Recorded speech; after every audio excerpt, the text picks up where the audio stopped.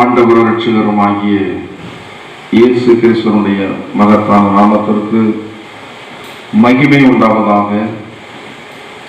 இந்த வருடத்தின் கடைசி பகுதியிலே ஆண்டவர் இயேசு நமது திருச்சபைக்கு ஏற்படுத்தி தந்திருக்கிற இந்த பிரேஸ் அண்ட் கிரேஸ் மீட்டிங்கிற்காக கர்த்தருடைய நாமத்தை நான் ஸ்தோத்திரிக்கிறேன், மகிமைப்படுத்துகிறேன். கர்த்தருடைய நாமத்தை நாம் அதிகமாக துதிப்பதின் மூலமாக வருகிறதான கிருபையை பெற்றுக்கொள்ளும் இந்த பொழுதிலே கர்த்தர் நமக்கு ஒவ்வொரு நாளும் கிருபையை பெருகச் செய்து வழிநடத்தி வந்திருக்கிறார். நேற்றை விட இன்றைக்கு நம்முடைய வாழ்க்கையிலே கிருபை பெருகி இருக்கிறது. இந்த கிருபை பெருகி இருப்பதை வரப்போகிறதான நாட்களிலே, குறிப்பாக வரப்போகிறதான வருடத்தில் நாம் இதை அறிந்து கொள்ள முடியும். கிருபை என்பது ரெண்டு விதங்களிலே கர்த்தருடைய பிள்ளைகளுக்கு கொடுக்கப்படுகிறதாக இருக்கிறது. ஒன்று ஜீவனத்திற்கான கிருபை, இன்னொன்று ஆத்துமாவிற்கான ஒரு கிருபை. இந்த கிருபையை நாம் பெற்றுக்கொள்ளும்படியாக ஆண்டவர் இயேசு நம்மை முன் குறித்திருக்கிறார். ரோமருக்கு நிருபம் 8வது அதிகாரம் 30வது வசனத்தில் சொல்லப்பட்டிருக்கிறது. வாசியுங்கள். நாம் தேவனுடைய பிள்ளையாக மாறியிருப்பது எவர்களை முன் குறித்தாரோ அவர்களை அழைத்தும் இருக்கிறார். இவர்களை அழைத்தாரோ நீதிமான்கள் ஆக்கியும் இருக்கிறார். எவர்களை நீதிமான்கள் ஆக்கினாரோ அவர்களை மகிமைப்படுத்தியும் இருக்கிறார். ஆண்டவராகிய இயேசு கிறிஸ்து நம்மை அனாதி சிநேகத்தால் சிநேகித்தபடினாலே உலக தோற்றத்திற்கு முன்பே ஆண்டவர் நம்மை முன்குறித்திருக்கிறார். எதற்காக முன்குறித்திருக்கிறார்? அவருடைய கிருபையினுடைய திரட்சியை நாம் பெற்றுக்கொள்ளும்படியாக. கிருபை என்பது மேன்மையானது, கிருபை என்பது உயர்ந்தது. இந்த கிருபை தேவனுடைய பிள்ளைகளுடைய வாழ்க்கையிலே எந்த அளவுக்கு பெருகி இருக்கிறதோ அந்த அளவிற்கு தான் அவர்கள் ஆண்டவருக்காக வாழ முடியும். ஆத்துமாவிலே அவர்கள் ஆண்டவருக்காக ஜீவனம் செய்ய முடியும். இந்த தேவனுடைய கிருபையை குறித்து இன்றைக்கு அநேகர் நினைக்கும் போது அவர்கள் விதமாக நினைக்கிறார்கள், நான் தேவனுடைய கிருபையை பெற்றிருக்கிறபடினால் நான் என்ன பாவத்தை செய்தாலும் சரி, என்ன அக்கிரமத்தை செய்தாலும் சரி, ஆண்டுடைய நன்மை உண்டு, ஆண்டுடைய ஆசீர்வாதம் உண்டு என்று சொல்லி நம்பி இன்றைக்கு கிருபையை தவறாக வந்து புரிந்திருக்கிறார்கள். ரோமருக்கு நிருபம் 6வது அதிகாரம் 14வது வசனத்தில் நீங்கள் வாசித்து பார்க்கும்போது, வாசியுங்கள்.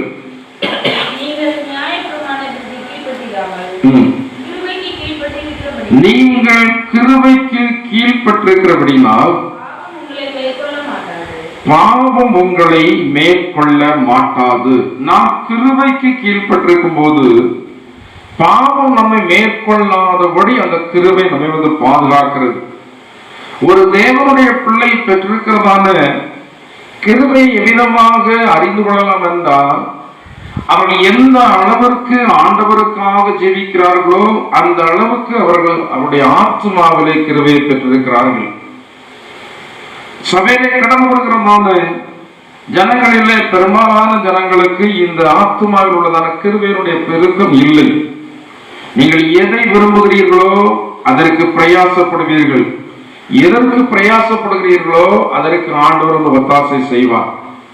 இன்னைக்கு சரீர பிரகாரமான ஜீவனத்திற்கான கிருபைக்கு மட்டுமே நிறைய கிறிஸ்தவ ஜனங்கள் பிரயாசப்படுகிறார்கள், பாடுபடுகிறார்கள். வேதம் சொல்கிறபடி அவர்கள் விரும்பினதை அவர்களுக்கு கொடுத்தார். அநேக தேவனுடைய பிள்ளை விரும்பினதான காரியங்கள் வந்து நடக்கிறது, ஜெபிக்கிறார்கள், அநேக சரீர நன்மைகளுக்காக ஜெபிக்கிறார்கள். அந்த காரியத்திலே ஆண்டவர் கிருபை பாராட்டி அவர்களுக்கு நன்மை செய்கிறார். இஸ்ரவேல் ஜனங்கள் சரீரத்திற்கான காரியங்களை நினைத்துதான் ஆண்டவரிடத்தில் வந்து கேட்கிறாங்க. அவர்கள் கேட்டதை ஆண்டவர் அவர்களுக்கு கொடுத்தார். அது எளிதமாக கொடுத்தார். வேண்டாம் என்கிறதான அளவிற்கு ஆண்டவர் அவர்களுக்கு அந்த நன்மைகளை வந்து கொடுத்தார். ஆனால் கர்த்தருடைய வார்த்தை சொல்கிறது, சரீர பிரகாரமான நன்மைகளில் அவர்களுக்கு கொடுக்கப்பட்டது, அந்த கிருபை அவர்களுக்கு கொடுக்கப்பட்டது, அதை விரும்பினார்கள், அது கொடுக்கப்பட்டது. ஆனால் அவருடைய ஆத்மாக்களிலோ ஆண்டவர் இளைப்பை அனுப்பினார். ஆத்மாவில் அவர்களுக்கு கிருபை இல்லை. இந்த ஆத்மாவில் அவர்களுக்கு கிருபை இல்லாதபடினால ஆண்டவர் எகிப்தினுடைய அடிமைத்தனத்தில் இருந்து அழைத்து வந்ததான ஜனங்களில 2 பேர் தவிர மீறி ஒருவருமே இந்த கானான் தேசத்துல பிரவேசிக்கவில்லை. தேவனுடைய கிருபை ஆத்மாவில் பெற்றிருக்கிறதான ஜனங்கள் மிக சொற்பமான ஜனங்கள் தான். நீங்கள் உங்களை குறித்து நீங்கள் கேள்வி கேட்டுக் கொள்ளுங்கள், நான் ஆத்மாவிற்கான கிருபையை பெற்றிருக்கிறேனா? இந்த ஆத்மாவிற்கான கிருபை உங்களை பாவத்தில் இருந்து அதை செய்யாதபடி உங்களை பாதுகாக்கிறது. இந்த கிருபை மேல் இருக்க வேண்டும், நாம் கீழ் இருக்க வேண்டும். இன்னைக்கு நிறைய பேருக்கு இவர்கள் மேல் இருக்கிறாங்க, அந்த கிருபை கீழ் இருக்கிறது. இந்த கிருபை கீழ் இருக்கும்போது உங்களால் ஆண்டவருக்காக வாழ முடியாது. இந்த உலக வாழ்க்கையில அநேக விதமான பாரங்கள், அநேக விதமான பிரச்சனைகள்.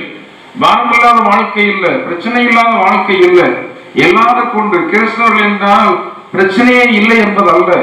கிறிஸ்தவர்களுக்கும் கிறிஸ்தவர் இல்லாதவர்களுக்கும் ஒரு வேறுபாடு என்னவென்றால், ஆண்டவர் நம்மை பார்த்து சொல்லி இருக்கிறார், நீங்கள் என்ன பாரமாக இருந்தாலும் என் மேல் வைத்து விடு, கர்த்தர் மேல் உன் பாரத்தை வைத்து விடு, அவர் உன்னை ஆதரிப்பார், நீதிமானை ஒருபோதும் தள்ளாட மாட்டார். தேவனுடைய கிருபையை பெற்றிருக்கிறதான ஜனங்கள் இந்த நீதிமான்களாக வாழ்கிறார்கள். ஆண்டவர் அவர்களை ஒருபோதும் கைவிடவே மாட்டார். ரோமருக்கு 7:23 நீங்கள் வாசித்து பார்க்கும்போது அந்த வாசியங்கள், ஆகிலும் என் மனதின் பிரமாணத்திற்கு விரோதமாக போராடுகிற வேறொரு பிரமாணத்தை என் அவயவங்களில் இருக்க காண்கிறேன், அது என் அவயவங்களில் உண்டாயிருக்கிற பாவ பிரமாணத்திற்கு என்னை சிறையாக்கி கொள்கிறது. பாவ பிரமாணம் என்று சொல்லி ஒன்று நமக்குள் இருக்கிறது. அடுத்து கிருபையின் பிரமாணம். இந்த கிருபையின் பிரமாணம் மேல் இருக்கும்போது பாவ பிரமாணத்தை கீழ் தள்ளுகிறது. இந்த பாவத்தில் வாழ்ந்ததான நாம் இந்த கிருபை அதிகமாக பெற்றிருக்கும் போது இதை விட்டு இதை கீழே தள்ளி நாம் ஆண்டவருக்காக மேல் எழும்புகிறோம். கிருபை என்பது பாவத்தோடு வாழ்கிறதான வாழ்க்கை இல்லை. பாவத்தோடு வாழ்ந்து விட்டு ஆண்டவர் எனக்கு கிருபை பாராட்டுவார், அவர் கிருபை உள்ளதான தேவன். கிருபை குறித்து வேதத்தில் சொல்லி இருக்கிறது, கிரியை செய்யாமல் நீதிமானாக்குகிறவரிடத்தில் விசுவாசம் வைத்தால் அந்த கிருபை அவருக்கு பலம் செய்யும் என்று சொல்லி அநேக ஜனங்கள் இந்த தேவனுடைய கிருபையை அவர்கள் அல்ல தட்டுகிறவர்களாக இருக்கிறார்கள். இந்த கிருபை என்பது வல்லமை உள்ளது. இந்த கிருபை என்பது மேன்மையானது.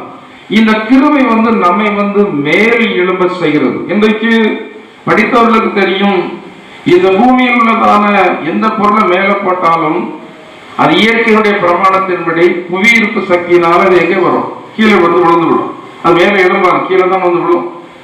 ஆனால் அதே வேளையில இந்த புவியீர்ப்பு சக்தியையும் மீறி சில காரியங்கள் நடக்கிறது. மனுஷன் தன்னுடைய விஞ்ஞான அறிவினால இந்த புவியீர்ப்பு சக்தியையும் அவன் மேற்கொண்டு மேல் பறக்கிறான். இன்றைக்கு ஏரோப்ளேனை நம்ம பார்க்கிறோம், அது மிக மிக பாரமுள்ளதாக இருந்தால், அதிகமான எடை அது சுமந்தாலும் அது பூமியை விட்டு எழும்பி புவியீர்ப்பு சக்தியை மேற்கொண்டு அது மேலே பறந்து கொண்டிருக்கிறது. அதை பறந்து கொண்டிருப்பதற்கான பிரமாணம் என்னவென்றால் ஏரோ டைனமிக் என்று சொல்கிறத ஒரு பிரமாணம் இருக்கிறது. அந்த ஏரோ டைனமிக் அந்த பவர்னால அது புவியீர்ப்பு சக்தியை விட்டு மேலே பறக்கிறது. இதே போல கிருபையினுடைய பிரமாணத்தில் இருக்கிறதான ஜனங்கள் இந்த பாவ பிரமாணம் கீழே இழுத்தாலும் இந்த பாவ பிரமாணத்தை விட்டு அவர்கள் மேல் எழும்பி ஆண்டவருக்காக வாழுகிறதான வாழ்க்கை தான் ஆண்டவர் நமக்கு தந்திருக்கிறதான கிருபையினுடைய திரட்சி. இந்த கிருபையில நம்ம திருப்திப்பட்டு விடக்கூடாது. இந்த கிருபை நாளுக்கு நாள் நம்மள பெருக வேண்டும். இந்த கிருபை இருக்குமானால் உங்களுடைய வாழ்க்கையில் அதிசயங்கள் வாசியுங்கள். சங்கீதத்தினுடைய புத்தகம் 107 அதிகாரம் நீங்க 23 வசனத்துல இருந்து நீங்க ஒரு சில வசனங்களை வந்து வாசித்து பார்க்கும்போது அங்கே சொல்லப்பட்டிருக்கிறது, வாசியுங்கள். கப்பல் ஏறி கடல் யாத்திரை பண்ணி திரளான தண்ணீர்களிலே தொழில் செய்கிறார்களே, அவர்கள் கர்த்தருடைய கிரியைகளையும் ஆழத்திலே அவருடைய அதிசயங்களை காண்கிறார்கள். அவர் கட்டளையிட பெரும் காற்று எழும்பி அதன் அலைகளை கொந்தளிக்க பண்ணும். அவர்கள் ஆகாயத்தில் ஏறி ஆழங்களில் இறங்குகிறார்கள். அவர்கள் ஆத்துமா கிளேசத்தினால் கரைந்து போகிறது. வெறித்தவனை போல் அலைந்து தடுமாறுகிறார்கள். அவர்கள் ஞானம் எல்லாம் முழுகி போகிறது. அப்பொழுது அவர்கள்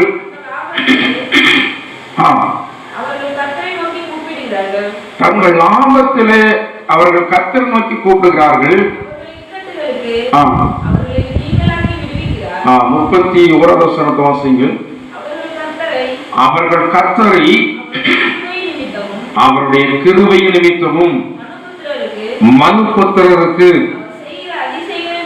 அவர் செய்கிற அதிசயங்களை நிமித்தமும் துதித்து ஜனங்களின் சபையிலே அவரை உயர்த்தி மூப்பர்களின் சங்கத்திலே அவர்களை போற்றுவார்களாக.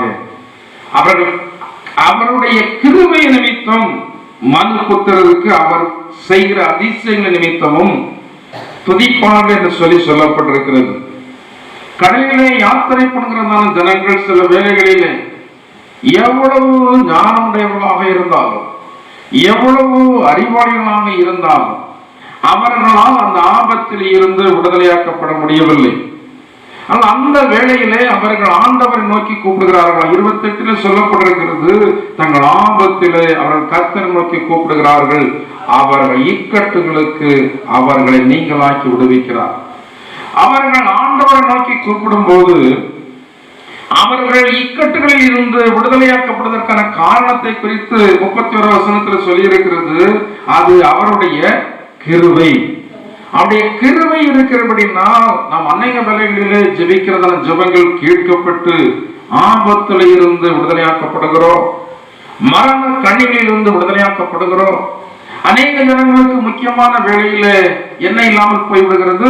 கிருபை இல்லாமல் போய்விடுகிறது. ஏசாவை குறித்து பார்க்கிறோம். அவன் அழுதான், புரண்டான், மனங்கசந்தான். ஆனாலும் கிருபை அவன் மறுபடியும் பெற்றுக்கொள்ள முடியாமலே கடைசி வரைக்கும் போய்விட்டது என்று சொல்லி வேதத்தில் சொல்லப்பட்டிருக்கிறது. இன்னைக்கு அநேக ஜனங்கள் கிறிஸ்தவர்களாக இருந்தாலும் ஆண்டவரை தேடினாலும் இவர்கள் ஆபத்தின் வேளையிலே ஜபங்கள் கேட்கப்படாமல் போவதற்கான காரணம் என்ன? தேவனுடைய கிருபை இவர்களிலே குறைந்து கொண்டே இருக்கிறது. நாம் எத்தனையோ காரியங்களை பெருக்கிக் கொண்டே இருக்கிறோம். பணத்தை பெருக்குகிறோம், பொருளை பெருக்குகிறோம், அறிவை பெருக்குகிறோம், படிப்பை பெருக்குகிறோம். இது எத்தனையோ விதமான காரியங்களிலே நாம விரும்பி அவைகளிலே பெருக வேண்டும் என்று சொல்லி செயல்படுகிறோம், பிரயாசப்படுகிறோம். ஆனால் தேவனுடைய கிருபையை பெற்றுக் கொள்வதற்கு நாம பிரயாசப்படுவதிலே குறைவுள்ளவர்களாக இருக்கிறோம். தேவனுடைய கிருபையை நாம் பெருக்கிக் கொள்வதில் மிக முக்கியமான ஒரு காரியம் என்னவென்றால், கொரிந்தியர்ல சொல்லப்பட்டிருக்கிறது போல அநேகருடைய ஸ்தோத்திரத்தினாலே என்ன பெறுகிறது? அநேகருடைய ஸ்தோத்திரம். அநேகர் நம்மை குறித்து ஆண்டவருடைய நாமத்தை அதிகமாக துதிக்க வேண்டும். நம்மை குறித்து அநேகர் துதிக்கும் போது அந்த துதியினாலே கர்த்தருடைய கிருபை நம்முடைய வாழ்க்கையிலே பெறுகிறதாக இருக்கிறது. 2 கொரிந்தியர் நிருபத்தில் நீங்கள் 4ஆம் அதிகாரம் கடைசி வசனத்தை வாசித்து பார்க்கும் போது அங்கு விதமாக சொல்லப்பட்டிருக்கிறது. வாசியுங்கள். 4:15. தேவனுடைய மகிமை விளங்குவதற்கு ஏதுவாக கிருபையானது அநேகருடைய ஸ்தோத்திரத்தினாலே பெருகும்படிக்கு இவையெல்லாம் உங்கள் நிமித்தம் உண்டாயிருக்கிறது. அநேக ஸ்தோத்திரங்கள். ஆண்டவருடைய நாமத்தை நாம் இடைவிடாமல் ஸ்தோத்திரிக்க வேண்டும். வேதத்தில் சொல்லி இருக்கிறது, எல்லாவற்றிலையும் என்ன செய்யுங்கள்? ஸ்தோத்திரம் செய்யுங்கள். எல்லாவற்றிலும் ஸ்தோத்திரம் என்றால் சில வேளைகளில் நமக்கு நிறைவு இருக்கும், அப்போதும் அதிகமாக ஸ்தோத்திரம் செய்ய வேண்டும். சில வேளைகளில் நமக்கு குறைவு இருக்கும், அப்போதும் நாம் ஆண்டவருடைய நாமத்தை அதிகமாக ஸ்தோத்திரம் செய்ய வேண்டும். சில வேளைகளிலே விரும்பாத காரியங்கள் நடக்கும், அப்போதும் துதிக்க வேண்டும். விரும்பின காரியங்கள் நடக்கும், அப்போதும் துதிக்க வேண்டும். குறைவுகள் இருக்கும், அப்போதும் துதிக்க வேண்டும். எல்லா சூழ்நிலைகளிலேயும் சங்கீதக்காரன் தாவீது சொன்னது போல, கர்த்தரை நான் எக்காலத்தில் ஸ்தோத்தரிப்பேன், அவர் துதி எப்போதும் என் வாயில் இருக்க, எல்லாவற்றிலையும் ஸ்தோத்திரம் செய்ய வேண்டும். இப்படி ஸ்தோத்திரம் செய்வதே இன்பமும் ஏற்றதுமாயிருக்கிறது. தேவனுடைய பிள்ளைகளுக்கு மகிழ்ச்சியான காரியம் ஆண்டுடைய நாமத்தை துதிப்பது. ஆண்டுடைய பிள்ளைகளுக்கு ஏற்ற காரியம் ஆண்டுடைய நாமத்தை துதிப்பது. இந்த துதிப்பதில் நாம் குறைவுள்ளவர்களாக இருந்தால் தேவ கிருபை நம்மில பெருகாது. நாம் அர்த்தத்தோடு ஆண்டுடைய நாமத்தை துதிக்க வேண்டும். அர்த்தத்தோடு துதிப்பது என்றால் ஆண்டவர் செய்த அதிசயங்கள், ஆண்டவர் செய்த நன்மைகள், இவைகள் எல்லாவற்றையும் நாம் சொல்லி சொல்லி ஆண்டுடைய நாமத்தை நாம் துதிக்கும் போது இந்த கிருபை நம்முடைய வாழ்க்கையில பெருகும். கிருபை என்பது 2 விதங்களிலே என்று சொல்லி நான் உங்களுக்கு சொன்னேன். ஆத்மீக காரியத்திலையும் உங்களை மேன்மையுள்ளவராக மாற்றுகிறது, சரீர பிரகாரமான வாழ்க்கையிலையும் கிருபையை நீங்கள் அதிகமாக பெற்றுக் கொள்ளும் போது எல்லா ஜனங்களை விட வேதம் சொல்கிறபடி சகல ஜனங்களிலும் நீங்கள் எப்படி இருப்பீங்க? மேன்மை உள்ளவர்களாக இருப்பீங்க. இப்படிப்பட்டதான அனுபவங்களை ஆண்டவர் நம்முடைய வாழ்க்கையில தர வேண்டுமானால் நாம் கிருபையை சார்ந்து கொள்வோம், கிருபைக்காக வாழ்வோம், கிருபைக்காக பிரயாசப்படுவோம். கர்த்தர் தாமே வரப்போறதான நாட்களிலே இந்த கிருபையினுடைய திரட்சியை தந்து நாம் ஆண்டவருக்காக மேலெழும்பி ஆண்டவருக்காக ஜீவிக்கத்தக்கான சக்தியை நம்முடைய ஆத்துமாவிலே கட்டளையிடுவாராக. நம்ம எல்லாம் தேவனை நோக்கி பார்ப்போம். ஹல்லேலூயா. இந்த கால வேளையிலே தேவன் நம்மோடு கிருபையினுடைய பெருக்கத்தை குறித்து பேசி இருக்கிறார். இன்றைய விட நமக்கு நாளைய தினத்தில் கிருபை பெருக வேண்டும். நேற்றைய விட இன்றைக்கு நம்முடைய வாழ்க்கையில கிருபை பெருக வேண்டும். எனவே ஆண்டவரே, எனக்கு நீங்க தந்திருக்கிற கிருபைகளுக்காக துதிக்கிறேன். ஆண்டவரே, இன்னும் என்னில கிருபை தாருங்க. என்னுடைய குடும்பத்துல கிருபை பெருக செய்யுங்க. என்னுடைய பிள்ளைகளே தேவனுடைய கிருபை நீங்கள் பெருக செய்யுங்க. ஆண்டவரே, கிருபை உங்களுடைய பிள்ளைகள் மீது இருக்குமான பிள்ளைகள் வீதமாக இருக்க மாட்டார்கள். ஆத்மாவில பிள்ளைகளுக்கு கிருபை வேண்டும். சரீர பிரகாரமான காரியத்தில் ஆண்டவர் கிருபையை நிச்சயமாக கட்டளையிடுவார். நல்ல ஆண்டவரை நோக்கி பார்ப்போம். ஹல்லேலூயா. கர்த்தாவே, நாங்கள் நன்றியோடு ஸ்தோத்திரிக்கிறோம். ஆண்டவரே, கிருபை பெருந்தினவரை நாங்கள் நன்றியோடு ஸ்தோத்திரிக்கிறோம். ஆண்டவரே, கிருபையை பெருக செய்ய வல்லவரை நாங்கள் நன்றியோடு ஸ்தோத்திரிக்கிறோம். ஆண்டவரே, கர்த்தாவே, உங்களுடைய கிருபை இல்லாமல் ஒன்றுமே இல்லை. ஆண்டவரே, உடைய கிருபை இல்லாமல் நாங்கள் எதுவுமே செய்ய முடியாமப்பா. கிருபையினாலே நாங்கள் ஜீவிக்கிறோம், கிருபையினாலே நாங்கள் செயல்படுகிறோம், கிருபையினாலே நாங்கள் வேலை செய்கிறோம், கிருபையினால நாங்கள் வருமானம் ஈட்டுகிறோம், கிருபையினாலே நாங்கள் போய் வந்து கொண்டிருக்கிறோம். கர்த்தாவே, எல்லா காரியங்களும் உடைய கிருபை. ஆண்டவரே, கிருபையினாலே நாங்கள் உமக்காக வாழ்ந்து கொண்டிருக்கிறோம். கிருபையினாலே அநேக உன்னதமான சுபாவங்களை எங்களுக்கு தந்திருக்கிறேன். ஆண்டவரே, இந்த கிருபை எங்களிலே இன்னும் நீங்கள் பெருக செய்து நாங்கள் உமக்காக எழுப்பி பிரகாசிக்கத்தக்கதாக கர்த்தர் எங்கள் எல்லாருக்கும் கிருபை தர வேண்டுமாறு ஜெபிக்கிறோம். ஹல்லேலூயா. ஹல்லேலூயா. நன்றியோடு ஸ்தோத்திரிக்கிறோம். சகல கிருபை பொருந்தினதான எங்கள் அன்பின் ஆண்டவராகிய இயேசு கிறிஸ்துவே, நல்ல தெய்வமே, கர்த்தாவே, சென்ற நாட்களிலே எங்களுக்கு நீங்கள் பாராட்டின கிருபைகளுக்காக நன்றியோடு ஸ்தோத்திரிக்கிறோம். ஆண்டவரே, எங்கள் ஆத்மாவிற்கு கர்த்தர் கிருபை செய்தி அந்த கிருபையை நீங்கள் ஸ்தோத்திரம் ஆண்டவரே பெருக்கமாக தந்து கொண்டிருக்கிறீர். இதனாலே நாங்கள் உமக்காக வாழ்ந்து கொண்டிருக்கிறோம், ஜீவித்துக் கொண்டிருக்கிறோம். இதற்காக நாங்கள் நன்றியோடு ஸ்தோத்திரிக்கிறோம். ஆண்டவரே, இவனுடைய சரீர பிரகாரமான காரியத்திலோ கர்த்தர் கிருபையை பெருக செய்து அநேக நன்மைகளை ஒவ்வொரு நாட்களும் புதிதாக எங்களுக்கு தந்து கொண்டிருக்கிறீர். இதற்காக நாங்கள் நன்றியோடு ஸ்தோத்திரிக்கிறோம். ஆண்டவரே, இந்த நாளில நேற்றைய தினத்தை விட அதிகமான கிருபை எங்களுக்கு தாரும். ஆண்டவரே, வரப்போகிற நாட்களிலே இந்த கிருபையினுடைய திரட்சி நாங்கள் அறிந்து நாமத்தை மகிமைப்படுத்த பிரத்யட்சமாய் கிருபையினுடைய செயல்களில் எங்களிலே நீங்கள் செய்ய வேண்டுமாறு ஜெபிக்கிறோம். ஆண்டவரே, வந்திருக்கிற எல்லாரையும் கர்த்தர் ஆசீர்வதித்து அனுப்புங்க. சபையில கடந்த எல்லா விசுவாச பிள்ளைகளுக்கும் இப்படிப்பட்டதான கிருபையினுடைய பெருக்கத்தை கர்த்தர் கொடுக்க வேண்டுமாறு ஜெபிக்கிறோம். ஆண்டவரே, கர்த்தாவே, நாளை தினத்தில் நாங்கள் தொடர்ந்து கடந்து வந்து இந்த இடத்தில் என்னுடைய கிருபையை பெற்றுக்கொள்ள எங்கள் எல்லாருக்கும் கர்த்தர் உதவி செய்ய, தடைகள் வராதபடி கர்த்தர் காத்துக்கொள்ள வேண்டுமாறு ஜெபிக்கிறோம். ஆண்டவரே, எல்லாரையும் கிருபையின் பெருக்கத்தை கொடுத்து கர்த்தர் அனுப்பியருள வேண்டுமாறு இயேசுவின் நாமத்தால் ஜெபிக்கிறோம். ஜீவனுள்ள பிதாவே, ஆமென்.